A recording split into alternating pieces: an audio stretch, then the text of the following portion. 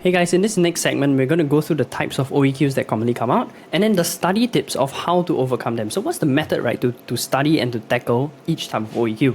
Okay, so the first type, which is kind of annoying for some of you, is the definition questions. Okay, because you need to basically give like a perfect answer.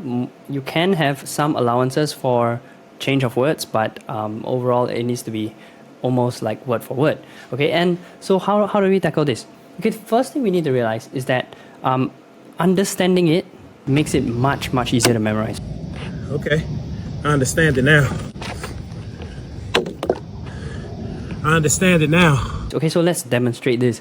Rote memorization or blind memorization, which is unfortunately what some students do, is very hard. Okay, so let's try to blindly memorize this.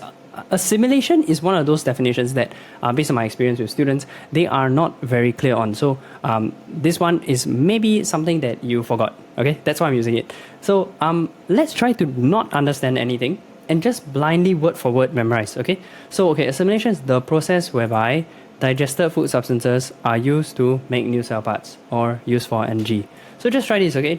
Maybe you can pause the video right now and then you just try to repeat that. But without any understanding, just word for word. Just look at the words and then try to get the word exactly as it is. So that means like word for word lah, exactly word for word. Okay, so that is going to be very annoying. Okay, and when I try to do that myself, like 1 second I forget already. So how do you actually do this in an easy way? Okay, and the method that I use is I visualize an image or a picture or a story of what is going on. Okay, so I visualize it like, okay, you see this is glucose, amino acid, this one is the fat molecule that got broken down. So all these are digested food substances. So I imagine them going into a cell, okay, and then they form the new cell parts. The organelles are being formed by these as the raw materials. Okay, of course in real life it doesn't work so magically, like it doesn't like instantly become those new cell parts and organelles, right? But I just imagine it like rearranging and then forming, you know, kind of like a reverse of a Thanos snap. So Thanos snap, then everything disappears, become dust, right? This one's like reverse. Yeah, so I imagine that, okay? So, or it's being used for energy. So I imagine some of it going into the mitochondria, and then I imagine that this lightning bolt for energy comes out of the mitochondria. Okay, so that's what's going through my head. I see these molecules, digested food substances. I see them go into the cell, they form the new parts. I also see them go into the mitochondria, energy comes out. So now I can recall the definition. Okay, so I'm just going to try from scratch. Okay, let's say question comes out. Define assimilation. Is the process where digested food substances, and maybe I'll make mistake, okay? We don't make mistakes. We have happy accidents. Maybe I'll say such as glucose, amino acids, and glycerol fatty acids will enter cells and be used to make new cell parts. Or enter the mitochondria and be used to release energy for the cell. Okay, so let's say that is my answer. I might actually get full marks, you know, because even though there are some mistakes that I made in that, but it's close enough and the keywords are still there and it's still true to bio, still accurate to bio, so I might actually get accepted. So that's the benefit of memorizing with understanding and visualizing it like a picture. Because firstly, you will, so much easier to memorize, right? Secondly, is that even if you make mistakes, they may be harmless mistakes. Okay, kind of like harmless mutations in our genes, right? So that is what I do for definitions. That is the first trick. Use visualization to understand what this is saying. Don't just blindly memorize word for word. So actually if I were doing this question, right, I wouldn't actually care so much about is it exactly word for word. I don't care about that. I'm caring about am I giving all the right keywords? Is it accurate to bio? That's what matters. Is it accurate? And how do I know it's accurate to bio? I go back to my visualization of this picture. Okay, so second trick for definitions is flashcards. Use this. This works magic. Okay, I've used this myself when I was in JC, because in JC chemistry, there are so many weird equations that you need to memorize. And you need to memorize, you know, the number, like, oh, how many aluminum oxide plus how many whatever. Then you memorize the catalyst required for the equation also. And then the product. So it's like so weird, some random numbers and letters, right? That's what equations are after all. I mean, you can try to balance it out but on Scratch, but you will just waste a lot of your time in the exam. And there are so many equations. So how am I supposed to memorize all? So actually I struggled for like half a year. And then after that I was like, you know what? I think I'm going to use flashcards. So on Quizlet, what I did was I built a flashcard set of those equations. And so I tested myself, and in 2 weeks of using the flashcards on and off, like around 10 to 15 minutes a day only. Okay, it's like when I go out, then I got free time because I'm traveling, I use the flashcards, okay? Then in 2 weeks, I memorized all of them perfectly already. Like I know them like the back of my hand. So I did that after the chem equations, right? I was like, okay, I think I want to do this for bio also, because bio, the definitions were difficult to memorize for me also in JC. So I put those inside flashcards and then easy. Yeah, so before the prelim bio exam, before the A-levels, I did that and then easy. So flashcards really work magic because I've experienced it myself, and research also backs this up, because what we're doing is called active recall. So let's say, you see, this is a flashcard from, if you're a student, we make flashcards for the whole syllabus already. So definitions, we have content flashcards to help you memorize the content also. We have diagram flashcards, so you can memorize all the parts of the common bio diagrams. So like, let's say you are doing this flashcard, right? A simulation, define it. So active recall is when you look at the question and then you try to remember what's the answer. And then you just say out the answer. I think physically saying it out is more effective. But you can just say it in your head. But I think physically saying it out is better. So that's what I'll do. I'll say it out physically. And then I'll click on it and you'll see the next picture, which is the answer. Then you'll check. Okay, so that's called active recall. Then what is spaced repetition? Spaced repetition means we repeat this process again, but at later dates. So maybe today I do this, right? And then maybe 2 weeks, sorry, not 2 weeks, 2 days later, I do the same set of flashcards again. And then I try the same question, right? Define a simulation. Then I'm like, oh, I did this recently. Then I try and recall the answer. Okay, and this time, it's challenging my brain at regular intervals. Actually, not regular. The goal is to spread the interval wider and wider, so that it's more and more challenging for your brain to recall it. Because it's like, oh, that was 3 weeks ago. Oh, let me try and recall. Yeah, that kind of thing. So that is both achieved by using flashcards. Okay, and how we space it out is you simply rotate through the topics. For topics that you need more, you keep them closer together. Like maybe you can do once every 2 days. For topics that are okay, quite good, you can just let it be quite long. Maybe before the exam, then you start using again. Hey guys, today's sponsor of the video is me. As of making this video, ThatBioTutor is Singapore's only O-level pure bio specialist. You mean you don't teach any other subjects or syllabus? Yup, that's how we've been able to make so much resources just for your syllabus. Example, concise notes without all the extra fluff. Commonly asked questions that come out under every topic, so you know the exact keywords and phrases to score full marks. Didn't pay attention in class? Crash course clips to the rescue. We've recorded explanations for every concept under every chapter. Find bio a chore to memorize? Flashcards on your phone, which makes it feel like a game. So if you need help with O-level pure bio, what are you waiting for? Click the link below this video or go to ThatBioTutor.com. Now back to the video. The second type of OEQ is what I call the commonly asked questions. Okay, this is how I get our students to legally cheat the exams. Because, you see, examiners are chained to the syllabus. They will get fired if they go and set questions, right, that are not testing the content. Because the whole job of the exam is to see whether the student has studied the content and understands it. So if they go and test some random stuff, like let's say O-level pure bio, go and test like JC bio, then that would they'll get fired. Okay, so they have to test the common concepts that the syllabus wants them to test.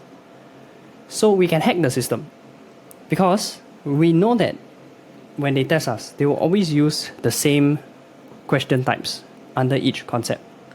Okay, and how we can find this if you are doing this yourself is you can go through the TYS answers, TYS questions, you can go through assessment book, you can look at past year papers, and then you compile under each topic what is the commonly asked question types that keep coming out. Okay, that's called the commonly asked questions.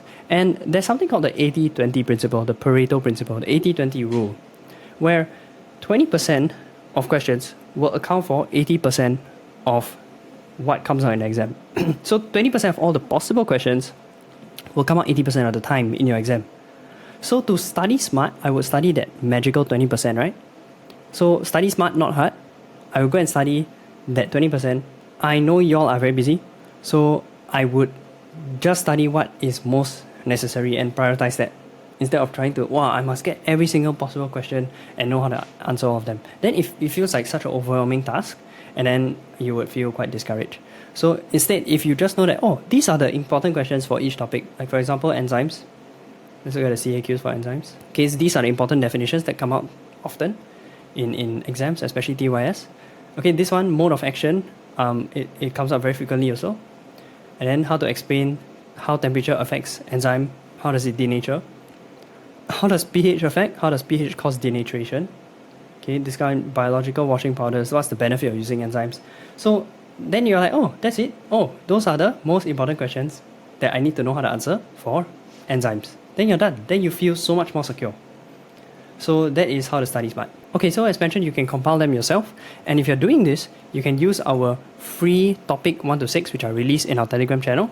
You can use these as an example to follow. Then you know how to do things, okay, to make your own notes. Now, if you don't want to do that, you want to boost and you want to get all the topics like we have for your use, then you can consider joining our tuition, because all our students have this as a benefit.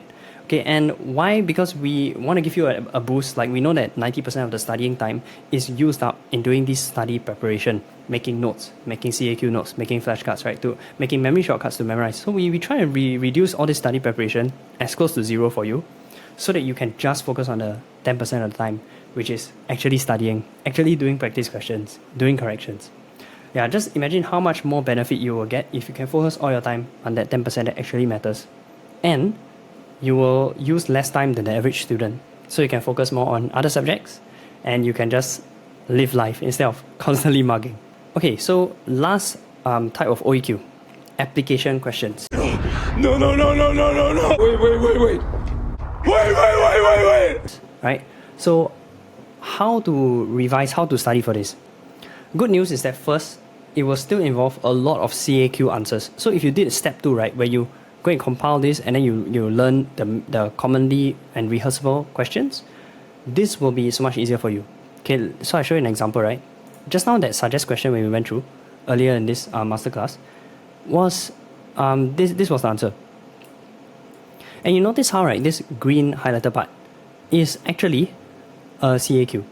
That even though it's an application, yes, this whole thing is an application question, but this back portion, all of these marks come from rehearsable CAQ. Okay, so yeah, it's right here. This is the CAQ that I took it from. So it's really just a copy and paste. So you can get, oftentimes, most of the marks, right, is kind of free because it's also rehearsable. Even though it's an application question, but a lot of the marks come from CAQ answers. Okay, and a student asked me before, how do we train or improve this skill of application questions, right? What's the secret behind it? Okay, so it's very similar to the primary school experiment that y'all did of stroking the nail to magnetize it, to make it into a magnet. So apparently how it works, I mean, I'm not a physics teacher, okay? But apparently how it works is that inside the metal, there are tiny little magnets, but they're all pointing in random directions. So when we stroke the magnet over, right, we're aligning slowly all the magnets to point in the same direction, and then that eventually turns it into a magnet. So whenever you get exposed to a new application question, at first you're wrong. At first you guess, oh, I think the reason or the explanation would be A, and actually it's B, right? Then when you have found the correct answer and you fix your thought process, you have aligned one of those small magnets to the right direction. So over time, the more questions you do and get exposed to, and then you compare to the answer, then you will slowly align more and more of your thought process, so that one day your thought process will be so-called like a magnet by itself. You don't need any more examples. You can do it yourself. Even if it's a new application question, your thought process is trained enough. Now, will it be 100% perfect? Just like how in the piece of metal, right? Not all the magnets will align perfectly. Some will be still wrong. But it's okay, because you don't need a perfectly strong magnet, right, to pick up things. So just like that, you don't need a 100% amazing perfect application question skill to do most of the application questions. So how we do this for our students in our class is that we give you exposure on a lot of questions. And most importantly, we go through the thought process with you. So every time we go through the thought process, we interpret the question and we're like, okay, so this is what it wants, right? Here's how to derive it and how to lead to the answer. Then what we're doing is we're stroking, almost like we're stroking on your brain to give you alignment to the correct thought process. Now, how can you do this yourself, right? If you're not in our classes, you can look at you hunt for hard application questions in practice papers, such as prelim papers. So go find those which you're like, hey, if this came out right, I'm not sure I can do it. So you don't even need to do it if you don't have time. you can just read the question, you can guess, I think the explanation will be this. Then you check the answer key, and then you're like, oh, okay, looks like my thought process was wrong, now it's corrected. So that's how you slowly are stroking the magnet, which is your brain, and you're aligning your thought process to acquire this skill. Okay, and of course it is easier when you have it guided, like in our classes, where we break it down and then we show you the correct thought process. Okay, and last one, I just want to say that there's very good news for application questions, is that there's a formula, okay? So I have broken it down to something that is very repeatable, and I'm going to share with you the formula in the next section. Hey guys, if that was helpful for you, then subscribe to our channel. If you'd like to join our O-level pure bio tuition classes, click the link below or go to ThatBioTutor.com.